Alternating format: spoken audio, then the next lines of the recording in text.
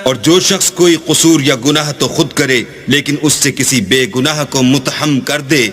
तो उसने बहतान और सरीह गुनाह का बोझ अपने सर पर रखा। और अगर तुम पर अल्लाह का फजल और मेहरबानी न होती तो उनमें से एक जमात तुमको बहकाने का कस्द कर ही चुकी थी, और ये अपने सिवा किसी को बहका नहीं सकते और न तुम्हारा कुछ बिगाड़ सकते हैं। और अल्लाह ने तुम पर किताब और दानाई नाजिल फरमाई है और तुम्हें वो बातें सिखाई हैं जो तुम जानते नहीं थे,